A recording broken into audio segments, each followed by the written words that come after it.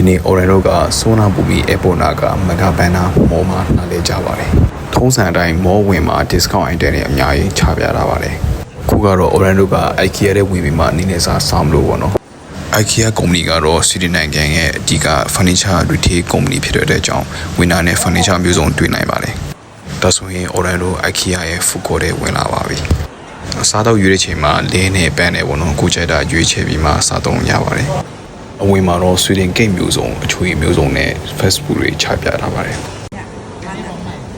Orange ကတော့ဒီ chicken curry နဲ့တမင်ကိုရွေးခဲ့ပါတယ်။ဒီမှာငွေရှင်းမဲ့အချိန်ဆိုရင် IKEA family Thailand account ဖောက်ထားတာနဲ့တရက်ကို IKEA မှာ coffee နှစ်ခွက် free တောက်လို့ရပါတယ်။ IKEA မှာအသုံးဆောင်ပြရနဲ့စားပြီးတဲ့ပကံတွေကိုသူတတ်မှတ်ထားတဲ့နေရာမှာပြန်ပြီးထားပေးရပါတယ်။စားပြီးတောက်ပြရနဲ့ IKEA ရဲ့ furniture တွေကိုလိုက်ပြီးချီလို့ရပါတယ်။ပစ္စည်းတွေတော့ဆုံးပါတယ်။ Kili hincha Orlando အလဲပတ်ပြရနဲ့ IKEA ရဲ့ smoke hot dog ကိုလာစားကြပါတယ်။15ဘတ်ပဲပေးရလို့တော့တန်ပါတယ်။ဒါကတော့ Orlando Mega Banner မော်ဒယ်ကိုပတ်ပြရနဲ့ညနေစာကို IKEA ထားမှာပဲပြန်ပြီးလာစားကြပါတယ်။အာလူထောင်းနဲ့အမဲသားမီပေါ်စားရလဲတော့အရသာရှိပါတယ်။ Orlando ရဲ့ IKEA vlog လေးကတော့ဒီလောက်ပါပဲ။အားလုံးကျေးဇူးတင်ပါတယ်။